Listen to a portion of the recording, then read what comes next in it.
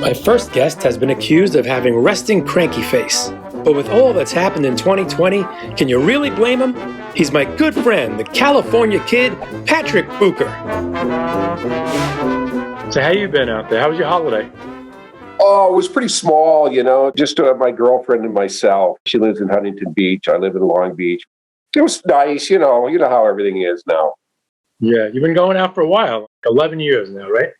Yeah, very good, Richard. Yeah, it's going to be 12 next month. Yeah, I don't. My homework on Patrick Booker. Yes. Yeah, it's just like unbelievable. The key is we live apart. I don't think it'd be 12 years if we lived together. And I might be, being seen via Zoom in a penitentiary. Oh my God. I live alone. I like living alone. Anybody live alone? It's all right, isn't it? Yeah, I like the solitude. I love the privacy. Sometimes I'll just sit in with a good book and just color. You're originally from Minnesota, right? I am. I grew up in Rochester, Minnesota. That's where the Mayo Clinic is. I don't know if you guys have heard of it, but it's always... I'm Jewish and a hypochondriac. Of course I've heard of it. Yeah, it's where I grew up. It was a nice, nice upbringing, and I'm a Midwestern, although I don't live there, but I feel like Midwest people are from good stock, you know what I mean? They're very nice people, to a fault sometimes. What is that whole thing about Minnesota nice? What is that? Can you describe that a little? Well, it really is. I mean, people are just really nice. I had an old joke back in the day, Richard, where I can't remember how it went, but if you ever stopped at a four-way stop sign in Minnesota, you could be pinned down for hours, You go, no, you go, they are pretty nice to a fault, but nice. Maybe not so much anymore now with this partisanship, huh?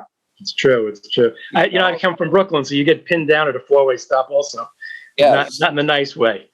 Exactly. I kind of busted up my life into, about 5 chapters, kind of do a theme for you, And I'd say 1 through 16, I was in Minnesota and I went to parochial school. My dad left real early in my life, and I think that really kind of set me on the path that I'm in, especially the comedy path. I was a middle child and no father, so I think I liked attention a lot, I would be disruptive in classes, not in a mean way, but I would be shown the door just because I was disruptive, I had this knack of making people laugh, you know what I mean? I could hang out with all the tough guys. I could hang out with the jocks. I could hang out with, there's a lot of medical people, doctors' kids. We call them the pills. That's funny as hell. Very fluent people, their dads were, renowned physicians and surgeons at the Mayo Clinic, but it was a great life. It was a great place to grow up, Everybody says that though, huh, Richard? You don't have any references. Yeah, well, yeah. It's a great place to grow up. I don't know any other. You tell a joke way back, and you said, my mom was a single mom. She raised 3 of us really well. Too bad there were 5 of us. I just want to know where that came from, that joke. Yeah, you did do your homework, didn't you, Richard? I did. Bless you. Thank you. Pour over those videos. It was just the 2 of us, my brother and my mother was like hovering. She was like a little Jewish UFO. How about these fuckers that jog on the sidewalks here in New York, man? Central Park's not big enough for you? You gotta fucking jog into swarms of people like you're practicing for the apocalypse? What the fuck do people even jog for, man? I want to live to be 300 years old. What, do you want to look like me? I think a lot of things are going to shut down after this, never come back, like the comic strip. I don't know. I think comedy's going to come back. Yeah. When the pandemic's over. Comedy has to come back. Oh, I can't wait. People need to laugh. So I have a bucket list now that things seem to be winding down. I always wanted to go run with the bulls in Pamplona, Spain, and I got on the internet before I injured myself, and flights are very expensive, lodging's very expensive, so I thought, what can I do that would be just as exciting and maybe not as expensive? So what I did is I booked a flight to O'Hare, and I'm going to spend a weekend running with the Chicago Bulls. what I miss is meeting all the comics in New York, and that was half the fun, if not all of it really. Making people laugh is a lot of fun, but I really enjoyed going to New York and meeting everybody out there. I love making people laugh. Yeah, me too. Me too. I caught you on a podcast, and you said comedy. It's basically a young person's game. But isn't funny funny? I think so. And I think with the internet and the streaming and all that, I think people have a lot more choices. I think you have more control. Do you think comedy will come back full time next year at this, like second half? Absolutely. I think it will. You think it'll be vibrant again and and live shows and all that? Yeah. I mean, there are some indoor shows. New York I might close down Monday, but 25% indoor. And there were some indoor live shows. I just wouldn't go. It's too risky for me. Now I'm wondering, maybe a guy should start fresh again now after, if you take all this time off. I might just come out and just do, all new stuff. Sure. Why not? Why not? I was doing COVID jokes. It worked. It's funny when you tell the jokes the same crowd, it works maybe twice. The third time, not so much. It's been kind of good too, not doing comedy. How about you? Do you feel like it's nice to take a break and not have that pressure of running around doing mics too? Yes, I was going to ask you this because I heard this in an interview, a comedy interview, that you learn a lot during the down times. That's when you really grow as a comic.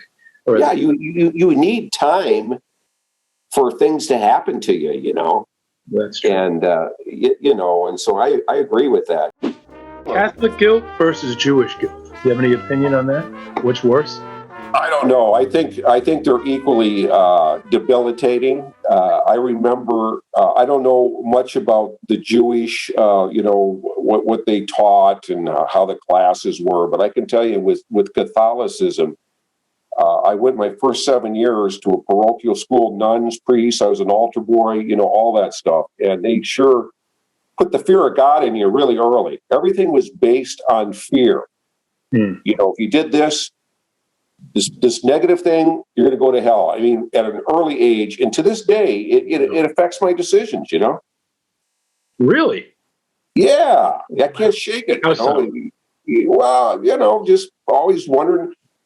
I'm kind of more of a agnostic now, but I still kind of think that there might be something just to cover my, hedge my bets. I really don't know.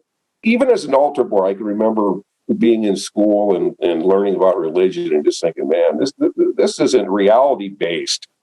I was raised Catholic, not a very good Catholic, but they used to tell us that there's an eternity after you die. And you ever think about that shit? That will just freak you out, like no beginning, no end. Jesus, I'm bored right now. Fuck am I gonna do for eternity? Jesus. Fucking play ping pong for 10,000 fucking years. Now what? Patrick, you've headlined quite a bit over the years. Let me ask you, what are the pressures, if any, of being a closing act? I can honestly say I have ran around the country as a feature act, and it was a great experience. Mm-hmm.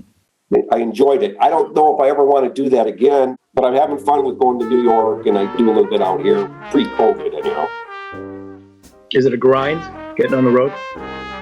It is. It's exciting in the beginning, and I like travel a lot. So I enjoyed it, but I was just racking up my credit card for many years, in the hopes that, someday I was going to be a star, but I do not regret any of these gigs I did. I've been to all 50 states, not all with comedy, but a lot of them are because of comedy. I wouldn't have ever went to North Dakota if I had not done comedy. Montana, I did comedy. You know what I mean? Alaska, I did a cruise ship. So if you like travel, it's a great thing. It's not a grind if you like travel. Okay. How about the cruise ships? Cruise ships were great. I did 10 of them altogether. I did 4 in the mid-90s. I did 4 of them with Princess, which was a high-end cruise ship. I was not ready, but you do the best you can. Whenever you get an opportunity, take it. How do you know when you're ready? That's a good question. My first good question. No, that is a good question. I would say when you're not afraid to follow anybody. when I was running around as a feature act, you have an opener or an MC, and then the feature act that does 20 or 30 minutes, which is a great slot to be in. You didn't have to break in the crowd, open up. You just came in after somebody already warmed up the crowd, and you didn't have to be super funny and have the pressure of closing the show. It's just natural that you want to become a headliner. So I did some headlining in what I would call some C rooms back in the day. They were in Florida. They didn't pay you much, but it gave me an opportunity to close some shows. And it's very hard. It's very hard because there's a lot of pressure to be that guy. There's some places I wouldn't even live for fear of the sobriety checkpoint list. How about living in like Rancho Cucamonga? I mean, I can't even hardly say it's sober. Could you imagine getting pulled over there and, you had like a couple of beers? You know when we pulled you over? No, I don't. I don't know why. What are you doing? Just driving? I'm a motorist. Motoring. Where do you live? Oh, here.